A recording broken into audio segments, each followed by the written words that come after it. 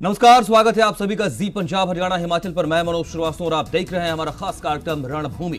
कृषि कानून के खिलाफ हरियाणा में किसानों का हल्ला बोल जारी है तो विपक्ष भी हर मोर्चे पर सरकार को घेर रहा है। लेकिन सरकार के लिए मुश्किल यह है कि नाराज किसान अब बीजेपी नेताओं का भी घेराव करने लगे हैं। सवाल ऐसे में यह उठता है कि अब कृषि बिल पर उठते सियासी तूफान से बचने का सरकार के पास रास्ता क्या बचता है। रणभूमि में आज इसी मुद्दे पर चर्चा करेंगे।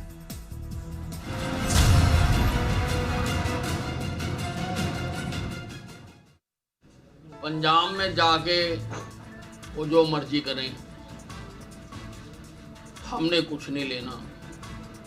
अगर ये इस बार भी हरियाणा का माहौल खराब करने की कोशिश करेंगे तो हम इनको हरियाणा में प्रवेश करने नहीं देंगे।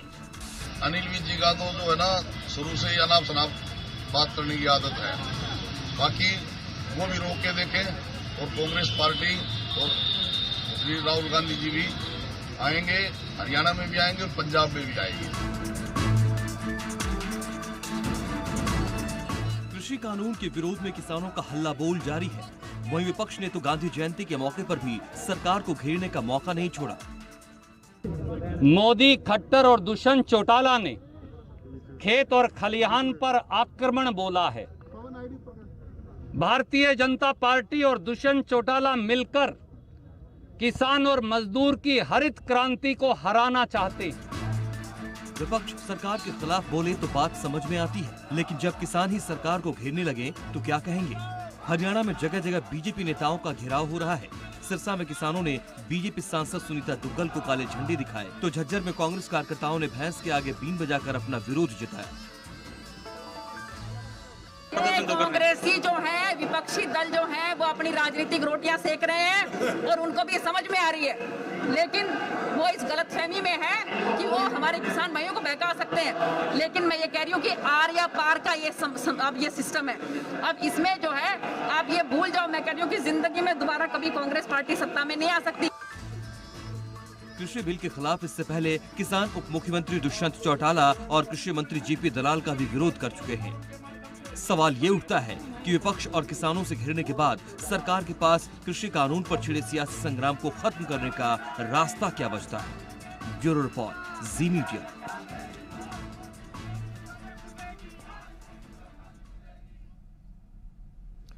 तो हंगामा लगातार बरपा हुआ है, लेकिन मुश्किल और चुनौती अब यह बन गई है कि अगर बीजेपी नेताओं का ही घेराव होने लगे तो फिर कृषि कानून के मसले पर चाहे तमाम आप वादे कर रहे हैं, चाहे वो अलग अलग कमेटियों का गठन कर रहे हैं, ऐसे में रास्ता क्या बचता है कि आप इस गतिरोध को खत्म कर पाएं, आप विपक्ष को भी एक संतोषप्रद जवाब देकर आप उन्हें संतुष्ट कर पाएं। और सबसे बड़ी बात यह है कि अगर किसान ही नाराज रहेंगे तो फिर इस पर गतिरोध खत्म कैसे कर पाएंगे आप, ये बड़ा सवाल है। हमारे साथ कुछ खास मेहमान भी जुड़ रहे हैं और उनके पास हम रुक करेंगे और इस मसले पर हम डिबेट में आगे बढ़ना चाहेंगे। और इस वक्त हमारे साथ दो खास मेहमान जुड़ चुके हैं, आपको बताते चलें। हमारे साथ बीजेपी से जवाहर यादव जी जुड़ गए हैं। जवाहर जी, बहुत स्वागत है आपका जी मीडिया पर। हमारे साथ डॉक्टर मनोज कुमार भी जुड़े हुए हैं, आप किसान नेता हैं, किसानों का पक्ष आप रखेंगे इस डिबेट में। बहुत स्वागत है आपका भी। और भी मेहमान हमारे साथ जुड़ेंगे, लेकिन शुरुआत हम जवाहर जी आपसे करें। क्या आपको लगता है कि जो मौजूदा गतिरोध की स्थिति बनी हुई है उसमें ऐसी बात कि कोई नेता अगर आना चाहता है प्रोटेस्ट को लेकर के, अपनी बात रखने को लेकर के, तो ये कह देना जिस तरीके से गृह मंत्री जी ने कहा कि आने ही नहीं देंगे, क्या ये लोकतंत्र में भी सही है? क्या इस तरीके से गतिरोध खत्म हो पाएगा? एक तो गतिरोध है ही नहीं, कुछ लोगों ने मिलकर गतिरोध दिखाने की कोशिश की, इससे किसानों का कोई लेना देना नहीं है। हम पे आरोप लगा कि किसानों पे लाठीचार्ज हुआ, वो कांग्रेस के राष्ट्रीय प्रवक्ता का सहयोगी निकला जिसने एक बैरियर पर ट्रैक्टर चला दिया था, उस पर क्या पुलिस उसको डंडा नहीं लगाएगी? तो वो उसमें फेक हो गया, उसका कोई वीडियो आज तक नहीं दिखा पाई है किसी लाठीचार्ज का जिसको उन्होंने लाठीचार्ज का। दूसरा ये नहीं है कि हम किसी भी नेता का पूरे देश में कहीं भी आ जा सकता है, परंतु वो खराब नियत से, खोट नियत से आ रहा है। राहुल गांधी की गंभीरता क्या है? अभी वो यूपी में जा रहे थे, पहले ने देखे किसी की भी हत्या होती है उसके दोषी को सजा मिलना चाहिए, भारतीय जनता पार्टी का स्पष्ट मानना है। परंतु किसी समाज को अपमानित करने के लिए इन्होंने दलित समाज को अपमानित करना था, तो ये कहा गया कि उस बच्ची के साथ बलात्कार हुआ, ये कहा गया कि उसका साथ उसकी जीभ काटी गई। परंतु आज सब मीडिया में सामने गया, सभी चैनलों ने उसका इंटरव्यू भी दिखा दिया जब उस घटना घटी उसके बाद का। उसने कहा जी संदीप नाम के एक व्यक्ति से हमारी खानदानी दुश्मनी है, इन्होंने आज से 15-16 साल पहले हमारे दादाजी की भी हत्या की, उसकी मां ये बयान दे रही है, तो वहां इनका टाइट फिस्ट हो गया। और बात करते हैं किसान मुद्दों की। अगर हम किसानों के हित की बात कर रहे हैं तो मैं जानना चाहता हूं 27 दिसंबर 2013 को जब राहुल गांधी और अजय माकन ने प्रेस वार्ता की थी 11 कांग्रेसी मुख्यमंत्रियों को लेकर इस कृषि विधेयक के पक्ष में, तब कांग्रेस को क्या साफ सूंघ गया था? कपिल सिब्बल का वो वीडियो आपने देखा होगा, वो संसद में जब बोल रहे हैं 5 दिसंबर 2012 को। और जवाहर जी ऐसे कई इश्यूज हैं। देखिए जवाहर जी, आप भी विपक्ष में रहे हैं और भली भांति आप भी उस तेवर को जानते हैं। कई ऐसे इश्यूज होते हैं जब आप विपक्ष में होते हैं तो आप उसको लेकर के सरकार के सामने चुनौती रखते हैं और उसमें और सुधार की कोशिश करते हैं। एक ऐसी ही परंपरा चलती आई है पक्ष और विपक्ष के बीच में। लेकिन मौजूदा हालात में क्या अगर विपक्ष इस मसले पर अपनी बात रखना चाहता है, वो किसानों को कुछ कहना चाहता है, तो आपके पास भी सर तरीका यह हो सकता है जैसा आप लोग कर भी रहे हैं संभवतः कि अलग अलग कमेटियों का गठन होगा और वो जाकर के किसानों के बीच उनको बताएंगे, समझाएंगे। लेकिन ऐसी स्टेटमेंट सर और ज्यादा भ्रम की स्थिति पैदा नहीं कर देती है? मैं आपके पास जवाहर जी आऊंगा, जरा एक बार डॉक्टर मनोज किसानों की तरफ से हमारे साथ हैं। डॉक्टर मनोज, क्या लगता है कि जिस तरीके की स्थिति बनी हुई है उसमें सियासत हावी हो रही है, या ये जो आरोप लग रहे हैं पक्ष और विपक्ष में कि आप भ्रम फैला रहे हैं, आप विरोधी हैं, इसको लेकर क्या राय किसानों की है? मनोज जी धन्यवाद। सबसे पहले आवाज आ रही है मेरी? जी डॉक्टर मनोज। हाँ, सबसे पहले मैं कहना चाहूंगा ये पूर्णतः किसान आंदोलन है। ये दोनों पार्टियां एक ही पार्टियां हैं, एक ही चक्की के दो पार्ट हैं और ये किसानों को आप बीच में पीसना चाहती है। ना इसमें कांग्रेस अलग है, ना इसमें बीजेपी अलग है। ये दोनों ही कॉर्पोरेट फंडेड पार्टियां हैं और बीजेपी का तो निर्माण ही झूठ पे आधारित है। ये किसान आंदोलन को कांग्रेस का आंदोलन कहने लग गए हैं। ये पूर्णतः किसान आंदोलन है और किसान इसको लड़ रहे हैं। किसान जत्थेबंदियां हरियाणा, पंजाब, पूरे नॉर्थ इंडिया में इसको लड़ रही हैं। और जवाहर जी कह रहे हैं कि ये कांग्रेस ने उस टाइम किया, कांग्रेस गलत करेगा तो क्या आप भी गलत करोगे? जब कांग्रेस ने गलत किया तो कांग्रेस को सत्ता से बाहर चले बिठा दिया लोगों ने और आपको लेके आए थे।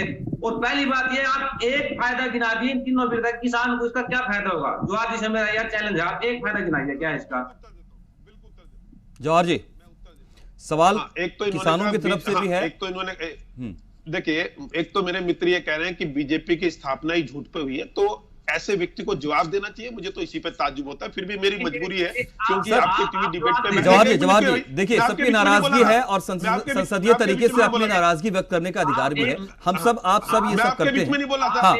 मैं आपके बीच में नहीं बोला था। अरे भाई मनोज जी, मैं आपके जी जवाहर जी आप जवाब दीजिए। 30 सेकंड लो। रंजिता मेहता भी हमारे साथ जुड़ गई है दर्शकों, प्रवक्ता कांग्रेस से। बहुत स्वागत है रंजिता जी आपका भी। जी जवाहर जी, जिस व्यक्ति की गंभीरता अगर किसी विषय पे हो तो इस पे मैं जाना नहीं चाहता। और मेरा किसान मित्र से कोई डिबेट का फायदा भी नहीं है। मेरे मित्र कांग्रेसी मित्र जुड़ गए, उनको मैं जवाब दूंगा। मैं तो ये जानना चाहता हूं।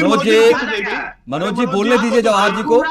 आपने एक सवाल किया मनोज। अरे भाई रुकिए। जवाहर जी प्लीज भी देखिए, मनोज जी को मनोज जी को पीड़ा क्या हो रही है? मनोज जी को पीड़ा ये है कि कांग्रेस के समय में भावांतर भरपाई योजना नहीं थी, यानी कि कुछ फसलें ऐसी, चाहे वो सब्जी हो चाहे वो फल हो। अरे रुकिए तो सही भाई। अरे भाई रुकिए बीच में रुकिए। क्या तरीका डिबेट करने का? ये डिबेट करने का क्या तरीका? मनोज जी आपने एक सवाल रखा है, उसका जवाब ले हम, वरना हम इसी में टाइम व्यस्त करेंगे, समय खत्म करेंगे। उनको बोल लेने दीजिए डॉक्टर मनोज, उनको बोल लेने, जवाहर जी को कंप्लीट करने दीजिए। ज्यादा समय नहीं लेंगे मुझे लगता है, क्योंकि मैं खुद भी ज्यादा समय सबके साथ नहीं दे पाऊंगा। जी वो बिचौलिए जो किसानों को सच नहीं सुनना चाहते। तो किसानों का नेता करता है। मनोज जी प्लीज हमें रंजिता जी को भी लाना है इस डिबेट में। जवाहर जी को कंप्लीट करने दीजिए प्लीज। हाँ देखिए, अरे भाई एक मिनट चुप करिए ना, आप ही बोलता रहेंगे क्या? चुप करिए एक मिनट, मेरा निवेदन है, चुप करिए। मेरा हाथ जोड़ के आग्रह है। देखिए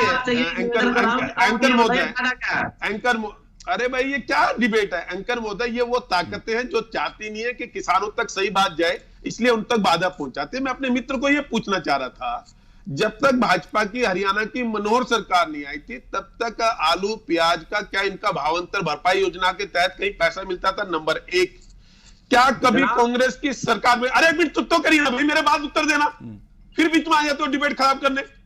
उसके बाद मैं अपने मित्र से यह जानना चाहता हूं, वो ये बताएं कि हुड्डा साहब के समय में क्या एमएसपी पर सरसों खरीदी जाती थी 2 साल को छोड़कर? क्या कभी बाजरा खरीदा जाता था एमएसपी पर? वो मुझे बताएं, उसका उत्तर देंगे।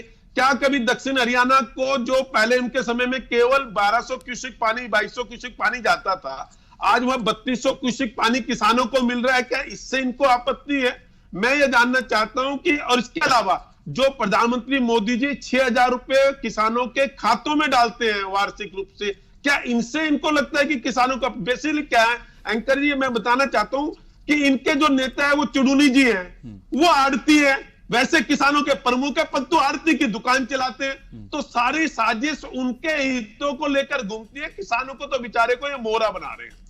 ठीक है जवाहर जी, आपकी बात, और मुझे लगता है पेन पेपर लेके बैठे हैं डॉक्टर मनोज, आप इसको नोट कीजिएगा, आपके पास लौटता हूं, आपके पास वैलिड क्वेश्चन के साथ लौटूंगा। मनोज जी, रंजिता मेहता जी, जिस तरीके के हालात है उसमें आप लोग जो है, कहीं पर हमने देखा कि भैंस के आगे बीन बजा रहे हैं लोग, कहीं हम देख रहे हैं कि आप मूर्तियों प्रतिमाओं पर जो है वो आप माला चढ़ा रहे हैं, इस तरीके से विरोध जता रहे हैं। क्या इस तरह के विरोध से, इस तरीके के विरोध के स्तर से आपको लगता है कि किसानों की इतनी गंभीर समस्या का समाधान या रास्ता निकल पा रहा है क्या? देखिए, सबसे पहले तो मैं आपको बता देना चाहती हूँ कि जो फूल मालाएं चढ़ाई गई हैं वो इस इशू पे नहीं चढ़ाई गई, वो महात्मा गांधी जी और आज जो हमारे शीर्ष नेता रहे हैं लाल बहादुर शास्त्री, लेकिन उस स्थल पर जाकर के नारेबाजी कर रहे हैं, और जिस तरीके से उस स्थल पर जाके नारेबाजी कर रहे हैं, टीका टिप्पणी कर रहे हैं, सियासत कर रहे हैं, भैंस के आगे बीन बजा रहे हैं, और कांग्रेस कहती है कि हम किसानों के साथ लड़ाई जीतेंगे। क्या ये रास्ता सही है रंजिता मैम? देखिए बिल्कुल, अब मुझे बोलने का मौका दीजिएगा और अपेक्षा करती हूँ कि आप बीच में इंटरप्ट नहीं करेंगे। सबसे पहले तो आज आप बौखलाहट भाजपा की देख सकते हैं, कितनी उनमें है, कितनी उनके प्रवक्ताओं में है। आज मैं ये पूछना चाहती हूँ कि जब किसान इनके मंत्री जेपी दलाल जी को वहाँ बंधक बनाते हैं और मुश्किल से उनको जान बचाकर वहाँ से भागना पड़ता है, तो वो किसान हैं और किसान ही विरोध कर रहे हैं। आज ये बार बार अपनी पीठ थपथपा रहे हैं और खुश होने की कोशिश कर रहे हैं कि हंगामा कांग्रेस कर रही है, किसान नहीं कर रहे। गुरनाम सिंह चुड़ूनी जी ने साफ कहा है कि 2 घंटे उन्होंने मीटिंग की और उसके बाद रिजल्ट क्या आया? 0। आज मैं पूछना चाहती हूँ, अभी ये पूछ रहे थे कि बाजरा एमएसपी पे बिकता था नहीं बिकता था, ये एमएसपी पे बिकता था नहीं बिकता था। जनाब, जब तक कांग्रेस की सरकार रही है, चाहे वो पंजाब है चाहे वो हरियाणा है, दोनों जगह के किसान जो थे वो बड़े खुशहाल थे। और जब हमने एमएसपी बढ़ाया, हमने कभी भी 10% से कम नहीं बढ़ाया, जबकि अगर इनकी एवरेज देखी जाए तो 2% से लेकर 6% पे आकर बीच में रुक जाती है। और मैं इनसे पूछना चाहती हूँ कि इन्होंने घोषणा की थी, इनके मुख्यमंत्री जी ने, कि 1 अक्टूबर से हम बाजरे की खरीद शुरू करेंगे, हम मक्की की खरीद शुरू करेंगे। और आज तक परंपरा ही चलता आ रहा है कि जब भी ये खरीद शुरू होती है, 1 हफ्ता पहले किसान को मैसेजेस आने शुरू हो जाते हैं कि 1 हफ्ते के बाद आपकी खरीद शुरू हो रही है। आज 2 तारीख हो गई है, पिछले 7 दिन से एक भी दाना मंडियों में नहीं खरीदा जा रहा, किसान रो रहे हैं। और जहां पर मैं अभी बताऊंगी, इन्होंने 1 मिनट में मुझे कंप्लीट करने दीजिए। इन्होंने 7 ब्लॉक चूज किए, मेरा पानी मेरी विरासत के नाम पर। उसके अंदर इन्होंने कहा कि आप मक्की को उगाइए, आपको एमएसपी 1850 रुपए दिए जाएंगे, आपको 7,000 रुपए इंसेंटिव दिए जाएंगे। मैं अभी 1 घंटे पहले भी दौरा करके आई हूँ गाँव का। आप सोचकर हैरान होंगे कि एक दाना भी इन लोगों ने नहीं खरीदा और 800-900 रुपए में मक्की वहां पे पिट रही है। ये एक फसल का हालात नहीं है, सभी फसलों के हालात है। और इस समय बारिश कभी भी आने का डर है और उनको अपना अनाज मिलने का डर है। ठीक है मैम, जवाहर जी सवाल कई है, एक तो बाजरे खरीद को लेकर के भी है, सवाल कई है। ठीक है रंजिता जी, देखिए, दुष्यंत चौटाला का घेराव हो जाए, जेपी दलाल कृषि मंत्री का घेराव हो जाए, सुनीता दुग्गल का आज घेराव कर दिया गया है, वाकई ये स्थितियां क्या बीजेपी के लिए चैलेंजिंग हो रही हैं? पूरी मार्केटिंग कमेटी को ताले लगाए जा रहे हैं। ठीक है मैम, सवाल आपका भी रख रहा हूं और आपने जो डायरेक्ट सवाल रखे हैं उसका भी जवाब लेते हैं। घर में गिर रही है सरकार, अब क्या है रास्ता? देखिए मेरे मित्र, इन्होंने ये जवाब नहीं दिया। इन्होंने कहा कि बड़ी चतुराई से निकलने की कोशिश की और किसानों के मुंह पे फिर तमाचा मारा कि हमारे समय, मैंने पूछा था देवी जी, आप ये बताइए एमएसपी पर कितना सरसों खरीदता था? मैं रिकॉर्ड दे देता हूं, ये कभी रिकॉर्ड पे बात नहीं करते, इधर उधर की रास्ता निकालते। मैं आपको रिकॉर्ड बता देता हूं। इनके समय में मेरे पास बाजरा का है, इनके समय में 2011-12 में 1-0, 12-13 में 0, 13-14 में 0, 14-15 में 0, कभी बाजार। एक मिनट देखिए, मेरे बीच में नहीं है। मैंने आपको सुना ना, मैंने आपको सुना चोर की दाढ़ी में तिनका, मैंने आपको सुना ना, मैंने आपको सुना, सुनिए, मैंने आपको सुना तो सुनिए, क्यों लेकर आए? मैंने आपको सुना ना, सुनिए।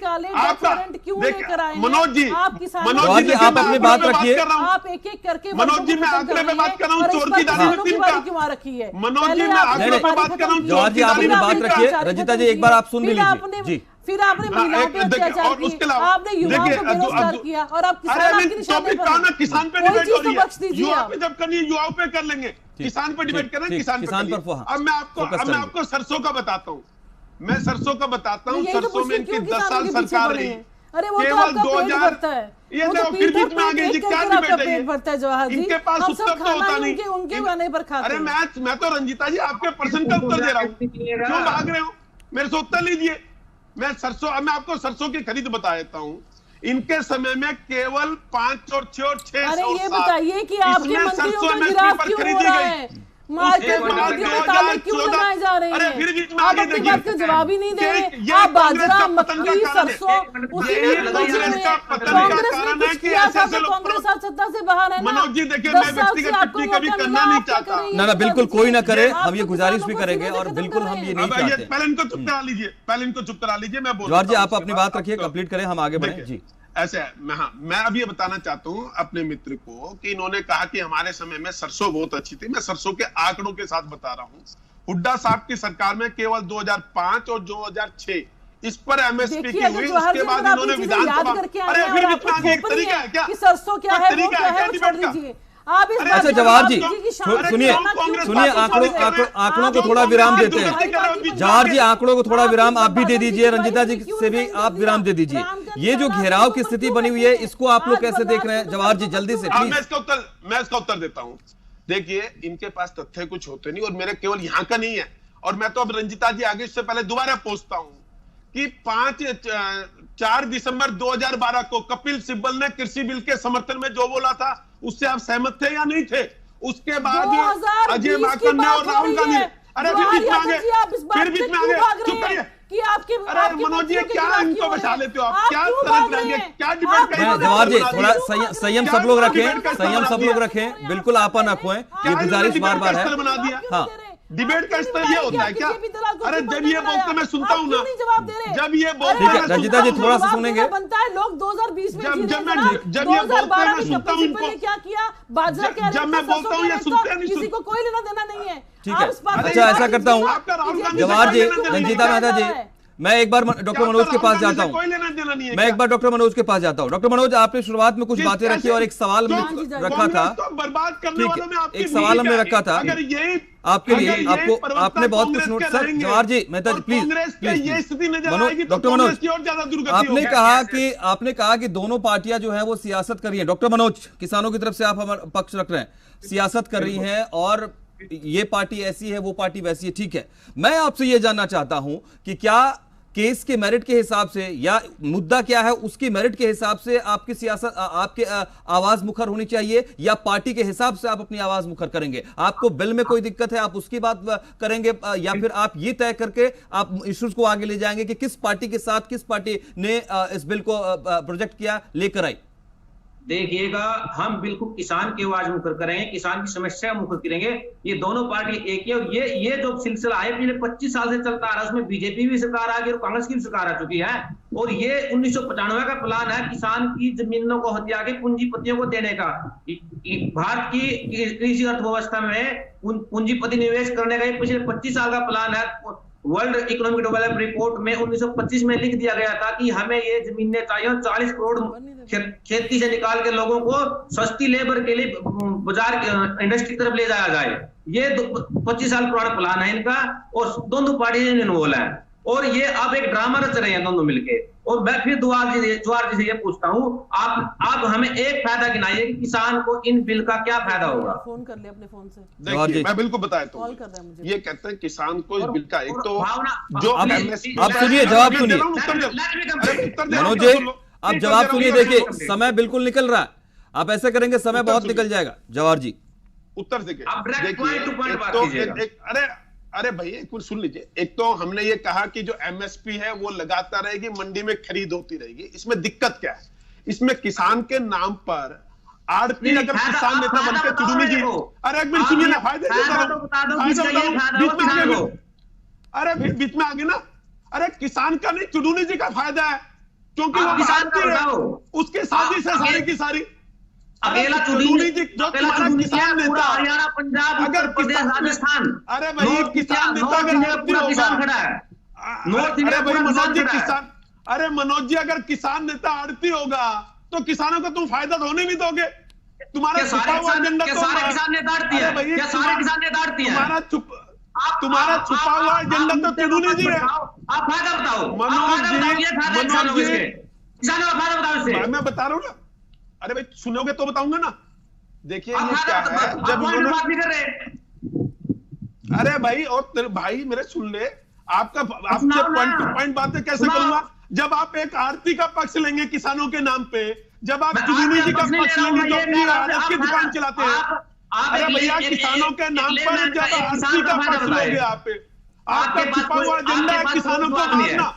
आपका छुपा हुआ एजेंडा है किसानों को मारना और अपनी आदत की दुकान चलाना। कैसे मारोगे? अरे अच्छा ये बताओ मनोज जी थोड़ा टाइम दीजिए इनको। अच्छा ठीक है, रंजिता जी के पास जाऊं मैं। एक सवाल मेरे पास है। रंजिता जी, राहुल गांधी क्या हरियाणा आएंगे? हरियाणा आएंगे तो कांग्रेस को लहर मिलेगी या किसानों को जो इंसाफ मिलने की दिशा में एक आवाज मुखर हो रही है, उस दिशा में उस लहर को मोड़ा जाएगा?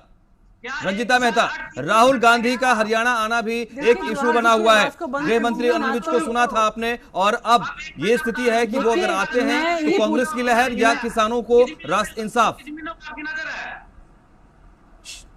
बिल्कुल Manoj ji, please Manoj ji, doctor Manoj please. विपक्ष को बोलने देते हैं, ना ही किसानों को बोलने दे रहे हैं। इनसे ये पूछिए कि ये कहते हैं गुरनाम सिंह चुनूनी किसान नेता। चलिए, आप ये कह रही हैं कि सरकार नहीं बोलने दे रही है। मैं अपनी पीसीआरटी से कहता हूँ, बिल्कुल ऑन स्क्रीन लीजिए सिर्फ जवाहर जी को और रंजिता मेहता को एक बार। वो किसान थे जिनको कमेटी का मेंबर बनाया गया। काउंटर। देखिए, मैंने तो कहा किसानों पे चर्चा कर लेते हैं। रंजिता जी उस पे भाग जाती है। अब सिर्फ आप नहीं, इस वक्त करता हूँ रंजिता भाग जाती है। जब मैं बाजरे की बात करता हूँ रंजिता जी भाग जाती है। जब दक्षिण हरियाणा के किसानों को पानी की बात करता हूँ रंजिता जी भाग जाती है। जब किसानों की मंडियों की बात करते हैं रंजिता जी इन पे तो बात नहीं करती। रिकॉर्ड उनको किसानों के बारे में कुछ पता था? इनसे पहले ये तो पूछिए, रिकॉर्ड और आंकड़े पर बात कीजिए ना। मुझे रिकॉर्ड और आंकड़ों पे बात क्या छोड़ा आपने तो सन छोटू राम ने 1938 में जो मुआवजा दिया की थी 6,000 रुपए प्रति एकड़ किसानों को मुआवजा देते थे। हम 12,000 रुपए दे रहे हैं, इनसे दुगना मुआवजा कर दिया। आप तो एक एक पूरे देश को बेचने जा रहे हैं, एक एक करके सारे किसानों को बेचने जा रहे हैं। जब उससे पेट नहीं भरा तब किसानों के पीछे पड़ गए। पहले आपने बीएसएनएल बेच दिया, फिर आपने एयर इंडिया बेच दिया, फिर आपने रेलवे प्राइवेटाइजेशन कर दी, फिर आपने स्कूलों की प्राइवेटाइजेशन कर दी। अब आप किसानों के पीछे पड़ गए। आप कोई तो पक्ष छोड़ दीजिए। कितना बड़ा पेट है आपका, ये तो बता दीजिए। पूरा देश ही बेच के खा जाएंगे आप। अरे किसान नहीं होगा, किसान अन्न नहीं उगाएगा तो हम क्या खाएंगे? आज किसानों को मारने का जो आपने हाथ उठाया है, हम उनको मरने नहीं देंगे। आज किसानों के बारे में बोल रही हूँ जनाब, किसान पेट और पीले आपके लिए अन्न उगाता है। आज आप उसको भी मारने के लिए तैयार हैं, आप उसका गला काटने के लिए तैयार हैं, आप उसकी हत्याओं पे पैर रखने के लिए तैयार हैं। आज एक बात का जवाब दीजिए आप। लगातार आप बोले चिंता मत कीजिए, जनता जनार्दन आज देख रही है आपको और आपकी बौखलाहट को देख रही है। ना आप किसानों को बोलने दे रहे हैं, ना आप विपक्ष को बोलने दे रहे हैं। आपकी बौखलाहट तो इस चीज से नजर आ रही है। आप ये बताइए ना, आपके मंत्रियों को क्यों बंधक बनाया जा रहा है? दलाल आज क्यों बंधक बनाए जा रहे हैं? दुष्यंत चौटाला आज क्यों बंधक बनाए जा रहे हैं? आपके अपने एमएलए बैठे हैं, आपकी पार्टी के जो भाई किसानों को किसने दिए? आपके पार्टी से 2,000 रुपए के चेक किसानों को कितने दिए? आ गया है विनाशकाले विपरीत बुद्धि। किसानों के सेक्शन 4 और 6 के नोटिस देके किसानों से जमीन छीनी, वो बताइए। बलात्कार होता है तो उनकी किसानों की बात करेंगे आप, जला दी जाती है। यहाँ पे किसानों के ऊपर लाठियां बरसाते हैं, उनके किसानों पे चर्चा हो रही है, ट्रैक्टर जलाते हैं, किसानों पे मुद्दे हैं नहीं, किसानों पे मुद्दे हैं नहीं, को आप जला रहे हैं जनाब। आपने पहले हरियाणा से जला दिया, 19 लोगों का खून किसानों पे चर्चा कर लेंगे। मुझे लगता है कि अब न बीजेपी की तरफ से न कांग्रेस की तरफ से कम ये शिकायत रहेगी कि हमने आप लोगों को डायरेक्टली एकदम समय नहीं दिया है। अब एक मसला बात नहीं करेंगे जी, एक मसला डॉक्टर मनोज आपसे, ये स्थितियां बनी हुई हैं मनोज जी, डॉक्टर मनोज, क्या ऐसे में आपको लगता है कि जो प्रोटेस्ट किसानों का चल रहा है उसमें जो उम्मीद लेकर चल रहे हैं सर, उसमें जो कमियों की बात हो रही है, जिस मेरिट की बात हो रही है, वो निपटारा हो पाएगा और आपके मुताबिक काम हो पाएगा? देखिएगा, मैं कैन यू ट्रस्ट लाइक जी, मैं बिल्कुल आपको तरीके से कुछ बताना चाहता हूं आपके माध्यम से, दर्शकों को पहुंच सके। देश में एपीएमसी एक्ट 1938 में प्रस्तुत किया गया और 1939 में मंडियां बनाई गई एपीएमसी एक्ट के तहत। चौधरी छोटू राम द्वारा पंजाब जब एक अलग से विधानसभा जब पंजाब था, जॉइंट पंजाब था, ये देश आजादी पहले की बात है 1939 की। और तब छोटू राम ने देखा था कि मंडियों खेत में जाता था व्यापारी खरीदने और किसान की लूट करता था। तो कंपटीशन के लिए एक जगह निर्धारित की भी सभी लोग वहां लेके आएंगे और व्यापारी भी वहीं आएगा और वहां पे कंपटीशन और भाव अच्छा मिलेगा। और अब इन्होंने क्या किया, उन मंडियों को तोड़ने की कोशिश कर रहे हैं, कह रहे हैं कि बाहर से खरीदो। गलत जानकारी झूठ बोल रहे हैं। हमने मंडी तोड़ने की बात कब की? और मंडी में कंपटीशन कब? मंडी तोड़ने की बात कब की है? मंडी किसने तोड़ने की बात की है? तुम किसानों के गुनाहगार हो, किसानों के गुनाहगार हो, झूठ बोल रहे हो। किसने कहा मंडी तोड़ने की बात की है? देश के प्रधानमंत्री ने कहा कि मंडियां रहेगी, देश के कृषि मंत्री ने कहा मंडियां रहेगी। किसानों के नाम पे धब्बा है तुम, किसानों के तुम आरती की काम कर रहे हो। ये आरती है किसानों के भेष में, ये किसानों के भेष में आरती है जो झूठ फैला रहा है। ये चलूनी का चेला है, ये चलूनी जी का चेला है जो आरती की दुकान चलाते हैं। ये चलूनी जी के चेले हैं जो आरती की दुकान चलाते हैं। ये चलूनी जी के चेले हैं जिनकी दुकान है आरती की। जब देश के प्रधानमंत्री ने कहा कि मंडियां नहीं टूटेगी, जब देश के कृषि मंत्री ने कहा, और ये मनोज और ये मनोज बताएंगे कि मंडियां रहेगी नहीं रहेगी। अभी आरती के चेले मनोज जी बताएंगे, देश के प्रधानमंत्री बता रहे हैं, उस पर विश्वास नहीं होगा। और ये आरती के चेले बताएंगे। ठीक है जवाहर जी, मेहता जी, मनोज जी, बात चाहे कितनी भी बड़ी हो जाए, वो एक छोटा एग्जाम्पल घर में भी लोग कहते हैं, और यही जो है संसद से सड़क तक भी, कि भरोसा करना पड़ता है। अगर कोई इस गतिरोध की स्थिति भी है तो समाधान के लिए आगे बढ़ना पड़ता है। बढ़ सब रहे हैं, बीजेपी भी, कांग्रेस भी, किसान भी बढ़ना चाहते हैं इंसाफ की तरफ ही, और एक बेहतर कानून, इसका इम्प्लीमेंटेशन बेहतर हो इसकी तरफ। लेकिन इस पर हावी क्या हो रहा है सर?